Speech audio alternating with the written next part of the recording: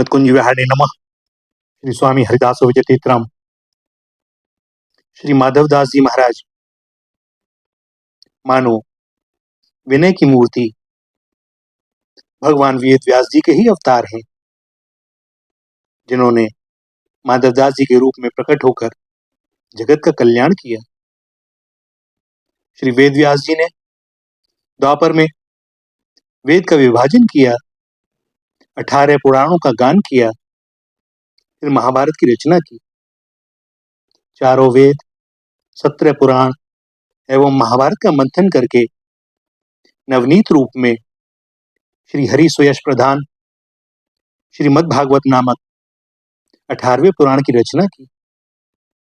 और अब श्री माधवदास जी के रूप में प्रकट होकर इन्होंने सब ग्रंथों के तात्पर्य को खोजकर उनको आम जन की बोलचाल की भाषा में विस्तार से वर्णन किया। भैया, भगवान होकर भी श्री वेद व्यास जी ने कहीं भी अपनी भगवत्ता प्रकट नहीं की थी। उन्होंने सदैव अपने को भक्त रूप में ही प्रस्तुत किया, जबकि भगवान के अन्य अवतारों का ऐश्वर्य समय समय पर प्रकट होता हुआ देखा गया है। श्री व्यास जी महाराज अपने आश्रम में आने पर श्री नारद जी की पूजा तो करते ही हैं। श्री परीक्षित जी को कथा सुनाने के लिए सुखदेव जी के आगमन पर उनके पिता होते हुए भी उनके स्वागत में आसन से उठकर खड़े हो जाते हैं। यह इनकी विनम्रता है। अतः भक्तमाल के रचयिता श्री नाभा जी इन्हें वेद व्यास न कहकर विनय व्यास कहते हैं। वेदों के अर्थ का स्पष्टीकरण करने के लिए श्री व्यास जी ने 18 पुराण एवं महाभारत नामक ऐतिहासिक ग्रंथ की रचना की। श्री माधवदास जी का जन्म ब्राह्मण कुल में हुआ। ये कान्यकुब्ज ब्राह्मण थे, और जब इनकी प्राणप्रिया पत्नी ने शरीर छोड़ा तो इन्हें ज्ञात हो गया कि संसार का कैसा ही व्यवहार है। ये अपने पुत्र के बड़े होने पर अपने परिवार का भार अपनी पत्नी के ऊपर सौंपकर गृह त्याग कर वैराग्य पूर्वक भक्ति योग साधन करना चाहते थे, परंतु भगवान ने यह कुछ और ही बात इनके सम्मुख रख दी। और तब इन्होंने विचार किया कि समस्याएं तो एक न एक बनी ही रहेंगी। अभी बालक छोटा है, बड़ा हो जाएगा तो कल ब्याह होने की बात चलेगी, वह हो जाएगा तो फिर नाती पोते की चिंता लग जाएगी। इनका तांता कभी टूटने वाला नहीं। ये तो श्री बद्रीनाथ के मार्ग की पर्वत श्रृंखलाओं के समान एक के बाद एक आते ही जाएंगे, और न जाने कब बीच में ही जीवन लीला समाप्त हो जाए तो कहीं के ना रहेंगे, न घर के न घाट के। तो भैया, सब तजी हरि भजबो बोलो। श्री बिहारी देव जी कहते हैं, ज्यों जग मरता देखिए त्यों ही आपुन देख, श्री बिहारी दास आलस तसों तजो भजो भक्त को भेख। और तब इन्होंने मन में निश्चय कर लिया कि सबका पालन पोषण एकमात्र भगवान ही करते हैं। जो स्वयं को किसी का पालन पोषण करता मानता है वह निरा मूर्ख है। अतः भगवान के ऊपर ही अपने पुत्र और परिवार के संरक्षण का भार छोड़कर इन्होंने गृह त्याग दिया और श्री जगन्नाथपुरी चले आए। अत्यंत धीर बुद्धि श्री माधवदास जी समुद्र के किनारे नीलाचल की उपत्यका में रहने लगे। भगवान के प्रेम में इन्हें भूख प्यास का भी विचार नहीं रहता था। एक बार इन्हें बिना कुछ खाए पिए 3 दिन बीत गए तो भी ये भूख प्यास के मारे व्याकुल नहीं हुए, बल्कि हमेशा भगवान के ध्यान में तल्लीन रहते। भगवान को अपने भक्त का बड़ा भारी दुख हुआ, चिंता हुई, और तब भगवान ने अपने लिए रखा हुआ शयन भोग का पदार्थ प्रसादी करके श्री माधवदास जी के लिए दे दिया और स्वयं श्री लक्ष्मी जी वह स्वर्ण थाल लेकर चली। श्री लक्ष्मी जी अपने श्री चरण कमल के नूपुर को ही झंकार करती हुई इनकी कुटिया के द्वार पर आई और उस समय ये बाहर की ओर पीठ दिए कुटी में बैठे हुए थे। इनके हृदय में श्री युगल सरकार का रूप समाया हुआ था। श्री लक्ष्मी जी के वहां पहुंचते ही कुटिया में ऐसा लगा मानो बिजली सी कौंध गई हो और आश्चर्यचकित होकर उन्होंने पीछे मुड़कर देखा, किंतु ये श्री लक्ष्मी जी के ठीक से दर्शन नहीं कर पाए। हाँ, थाल में प्रसाद पाकर इनके मन में बड़ी प्रसन्नता हुई। भगवान की कृपा विचार कर अपना बड़ा सौभाग्य माना और प्रसाद पाकर थाल वहीं रख दिया कि भैया जिसका है वह ले जाए, अब मैं किसे देने जाऊं। इधर प्रातःकाल जब भगवान जगन्नाथ जी के पंडा पुजारियों ने भगवान की सेवा पूजा के लिए मंदिर का दरवाजा खोला तो शयन भोग का थाल दिखाई नहीं पड़ता। सब चिंता में पड़ गए।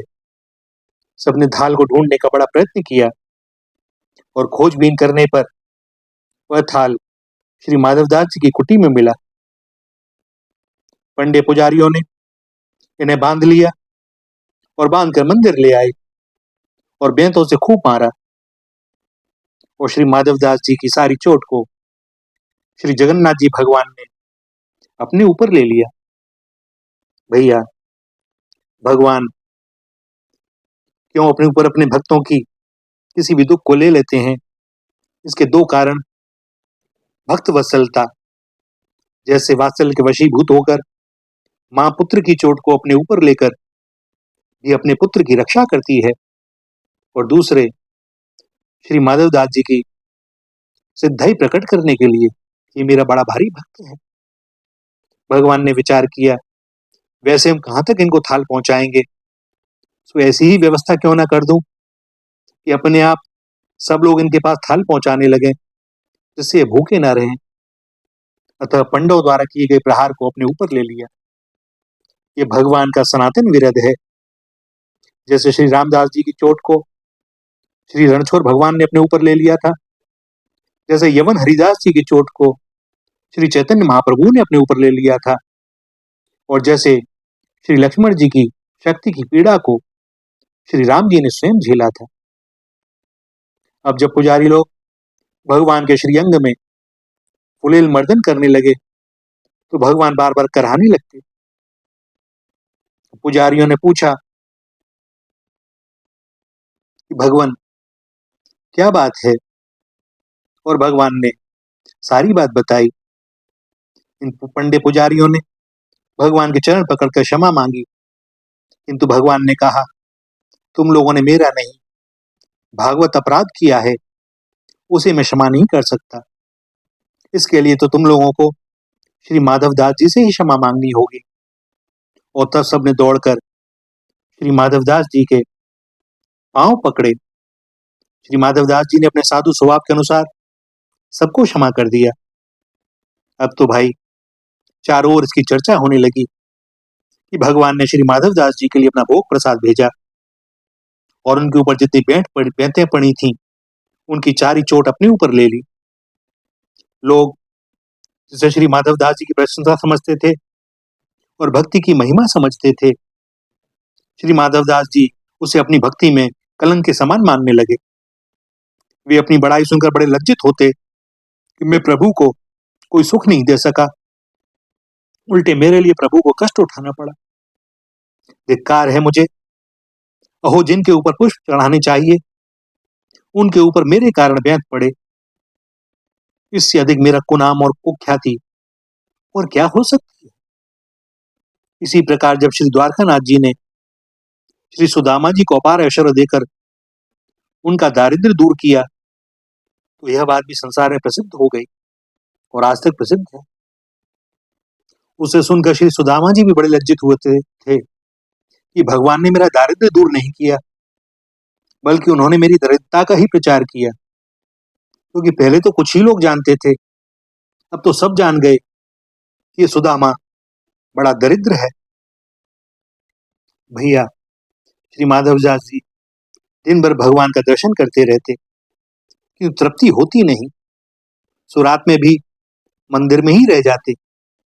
पुनः दिन में दर्शन तो हो जाता, परंतु भीड़ भाड़ में प्रभु से एकांतिक वार्तालाप नहीं हो पाता था। अतः रात में एकांत में भगवान से वार्ता विनोद करने के लिए वहीं रह जाते। यद्यपि रात्रि में शयन के बाद पुजारी लोग सबको मंदिर से बाहर निकालकर ताला बंद करते थे, किंतु ये वहीं बैठे रहते थे और भगवत कृपा से इन्हें कोई देखता नहीं था। भगवान ही तो सबको देखने दिखाने वाले हैं। वे जिसको छिपाना चाहें उसे कौन देख सकता है। उनका मन है कि श्री माधवदास जी उनसे दूर ना जाएं, तो भला उन्हें कौन हटा सकता है। एक बार सर्दी के दिनों में श्री माधवदास जी को ठंड लगने लगी। वस्त्र तो ज्यादा थे नहीं उनके पास, और माधवदास जी को ठंड लग रही है और उधर भगवान कांप रहे हैं। सो भगवान ने आकर के अपनी रजाई इनको उड़ा दी। इन्हें रजाई उड़ाने पर गर्मी लगी, सो खूब लंबी तान कर सो गए। प्रातःकाल हो गया। सवेरे जब पुजारी लोग पूजा करने आए तो देखते हैं कि श्री माधवदास जी भगवान की रजाई उड़े खर्राटे ले रहे हैं। परंतु भैया इस बार उनसे किसी ने कुछ नहीं कहा, क्योंकि वे माधवदास जी की स्थिति समझ चुके थे। सब लोग तो श्री जगन्नाथ भगवान की सेवा करते हैं और भगवान जगन्नाथ श्री माधवदास जी की सेवा करते हैं, क्योंकि भगवान का वचन है, जो मुझे जिस प्रकार से भजता है फिर मैं भी उसको उसी प्रकार से भजता हूं। एक बार जब इन्हें अतिसार का रोग हो गया, अतिसार अर्थात दस्त, बार बार जिसमें शौच जाना पड़ता है, ये समुद्र के किनारे जाकर पड़ गए। अब देखभाल करने वाला तो कोई था नहीं। शरीर अत्यंत शिथिल होने पर जब स्वयं शौच करने में असमर्थ हो गए, तो उस समय जब भी इन्हें आवश्यकता होती, स्वयं भगवान इनके लिए जल लेकर खड़े रहते और इनके शरीर को धोकर शुद्ध करते। जब इनको किंचित सुध हुई तो भगवान को देखकर एवं मन में विचार करके, ये तो साक्षात श्री जगन्नाथ भगवान ही है, बड़े दुखी होकर बोले, मैं तो आपको जान गया। मुझ अधम प्राणी के लिए इतना लघु कृत्य करके आप मुझे अपार कष्ट दे रहे हैं। हे प्रभु, आपने अपनी ईश्वरता को एकदम ही खो दिया है। और श्री माधवदास जी के वचन सुनकर श्री जगन्नाथ भगवान ने कहा, माधवदास जी मैं क्या करूं, भक्तों का दुख देखकर मैं रह नहीं पाता।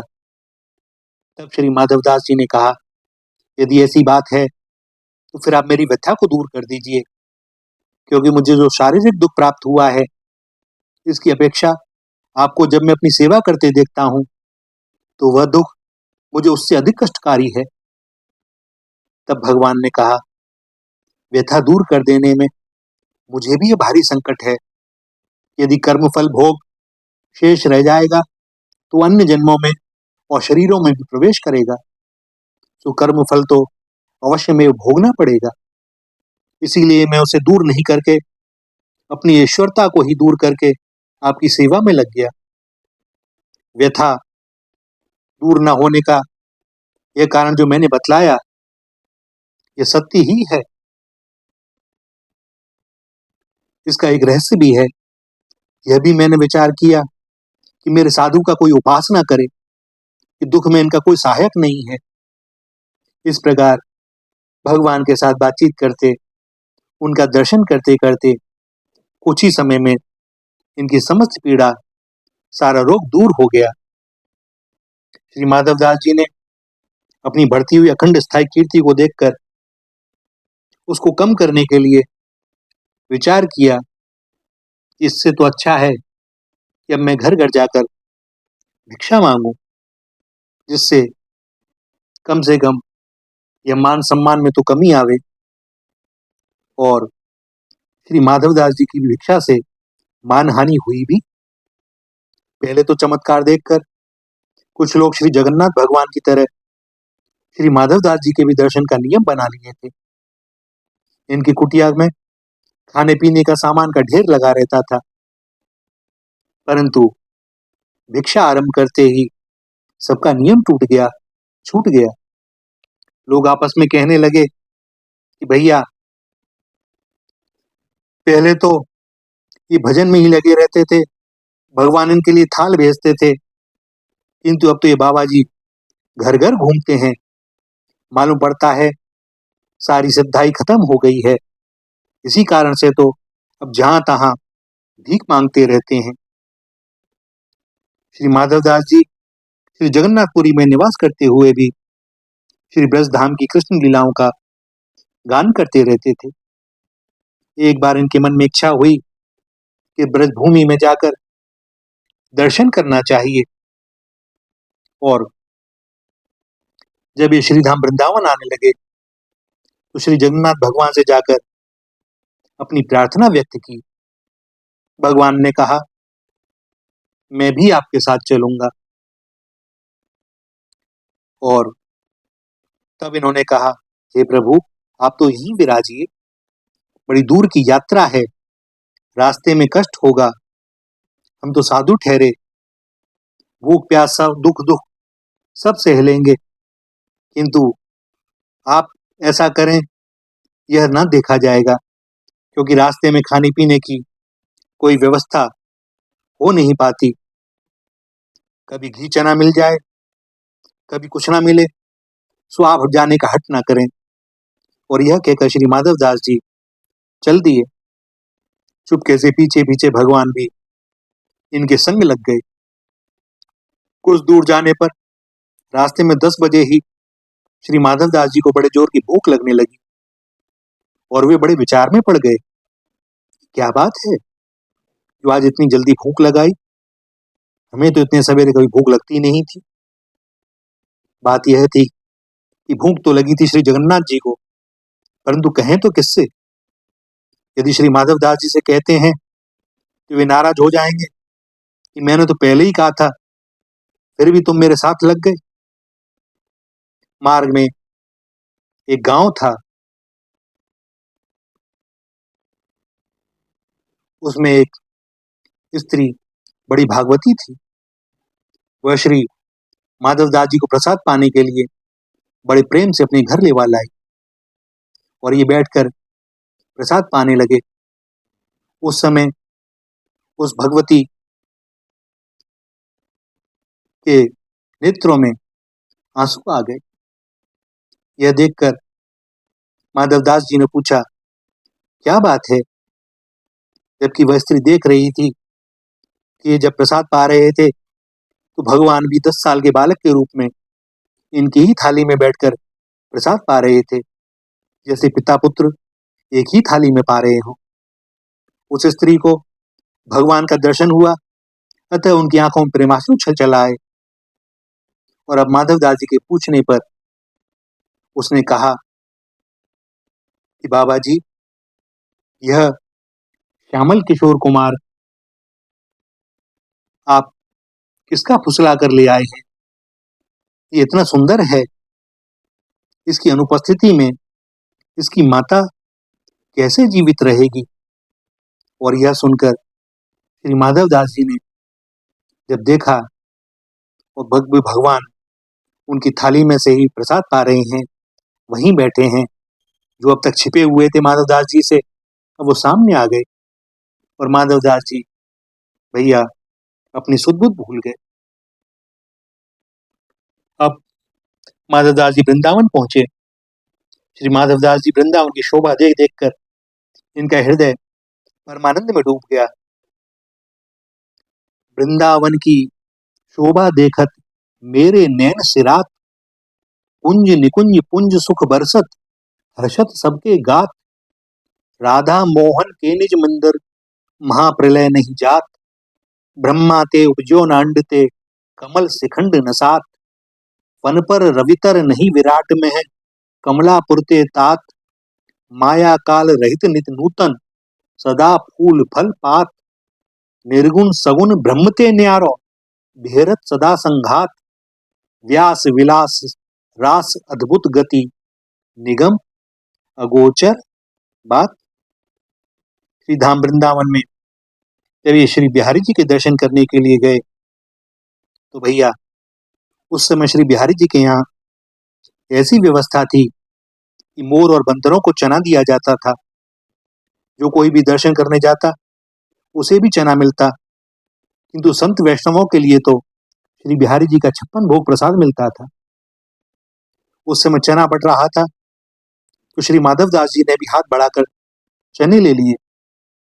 बिहारी जी के द्वारपाल ने देखा कि अरे ये तो संत वैष्णव हैं, तो उसने अनुरोध किया कि महाराज आप यह ना लें, अभी हाल में भोग प्रसाद वितरण होगा, आप उसे पाइएगा। परंतु ये तो उसकी अनसुनी करके श्री यमुना पुलन पर जाकर चनों का ही भगवान को भोग लगाने लगे। इसके दो कारण, उस समय ने बड़े जोर की भूख लग रही थी और साथ में श्री जगन्नाथ जी जो थे उन्हें जल्दी जल्दी भूख लग जाया करती थी। दूसरी बात कि अन्नों में चना एक ऐसा अन्न है जिसे देखते ही खाने का मन हो जाता है। इधर भैया माधवदास जी ने जगन्नाथ जी को चने का भोग लगाया और उधर स्वामी श्री हरिदास जी श्री बांके बिहारी जी के भोग के लिए अनेक प्रकार के व्यंजन थाल में सजाकर उनके सम्मुख रखकर जब भोग आरोगने की भावना करने लगे तो ध्यान में देखते हैं कि ठाकुर जी भोग नहीं आरोग रहे।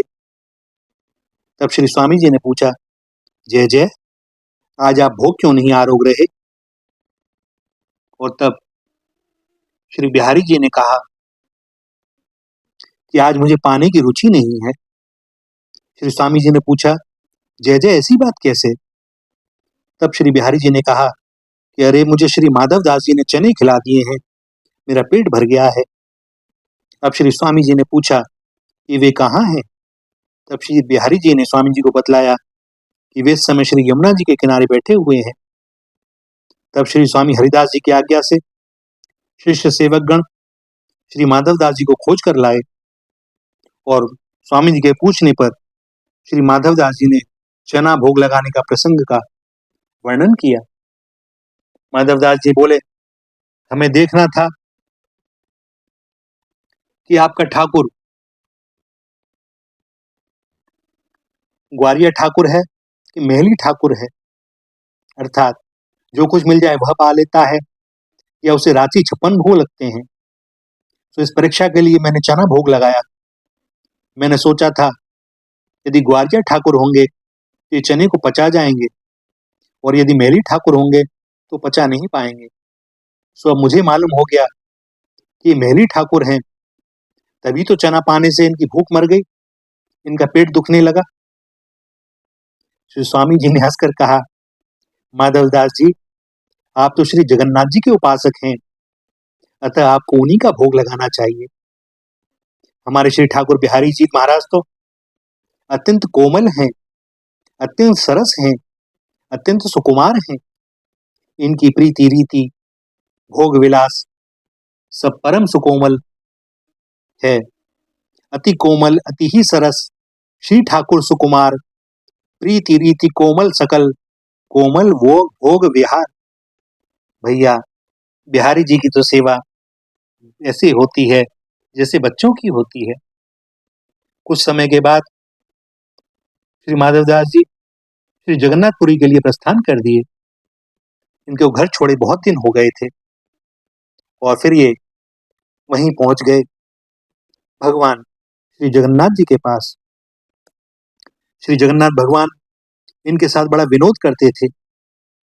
एक दिन ये भगवान का दर्शन करने गए तो इन्हें भगवान उदास दिखाई पड़े। इन्होंने हाथ जोड़कर पूछा, जय जय प्रभु आज आप कुछ उदास से प्रतीत हो रहे हैं, क्या बात है? और श्री ठाकुर जी ने कहा, माधवदास जी क्या बतावें, साल बीता जा रहा है और पका हुआ कटहल खाने को नहीं मिला। राजा के बाग में कटहल खूब फले हैं और पके भी हैं। आप अगर सहयोग दें तो बाग में चलकर आज कटहल खाया जाए। श्री माधवदास जी ने कहा, नाथ, मुझे बचपन में तो पेड़ पर चढ़ने का अभ्यास था, परंतु अब तो बूढ़ा हो गया हूँ। पेड़ पर चढ़ने में हाथ पांव हिलते हैं, सो अब तो बड़ी कठिनाई है। श्री बलराम जी ने कहा, कोई बात नहीं, आप चलो, हम चढ़ने में सहायता करेंगे, आपको कोई कठिनाई नहीं होगी। और भैया, फिर तो आधी रात को श्री कृष्ण बलराम जी श्री माधवदास जी को साथ लेकर कटहल खाने के लिए राजा के बाग में गए और दीवार फांद कर बाग में घुस गए। श्री बलराम जी ने श्री माधवदास जी को पेड़ पर चढ़ा दिया। इन्होंने खूब पके पके बड़े बड़े कटहल तोड़ तोड़ कर नीचे गिरा दिए। दोनों भाइयों ने खूब पेट भरकर कटहल खाए। इतने में फलों के गिरने की आवाज सुनकर राजा के बाग के माली जाग गए और वे लाठी लेकर दौड़े। श्री कृष्ण बलराम जी तो नीचे थे, बस दीवार फांदी और भाग गए। इन लोगों को बचपन से चोरी करने और बचने की कला मालूम है।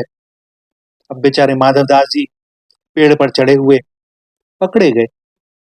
मालियों ने रात्रि में अंधेरे में पहचाना नहीं, अतः श्री माधवदास जी को खूब मार लगाई और रात भर बांध कर रखा।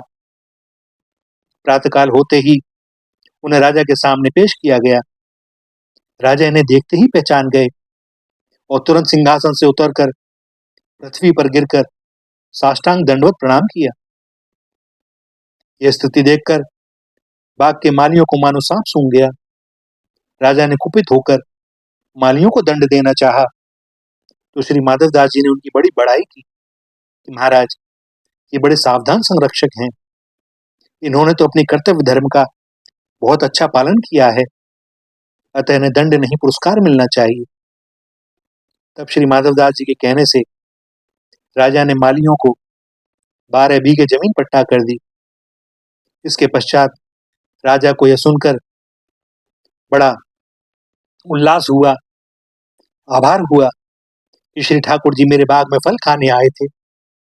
अतः परम भागवत राजा ने अपना वह पूरा बाग ताम्रपत्र पर लिखकर श्री ठाकुर जी के चरणों में भेंट कर दिया। भैया, श्री माधवदास जी और ठाकुर जी के चरित्र के अनेकों प्रसंग हैं। भगवान अपने भक्त को बचा भी लें और विनोद और कौतुक सूझे तो पिटवा भी थे। यह और बात कि उसका सारा दुख दर्द झेलते वे ही हैं। यह ऐसी प्रेम भरी लीला भक्त और भगवान के बीच में चलती रहती है। बस और चाहिए क्या? भगवान का सुख भक्त के लिए ही सर्वोपरि। वे कुछ भी करें, राजी रखें, अनुकूल परिस्थिति दें, प्रतिकूल दें, बचावें, पिटवावें, जो करें सब में कृपा। भक्त केवल कृपा देखता है। श्री राधा, श्री राधा, श्री राधा।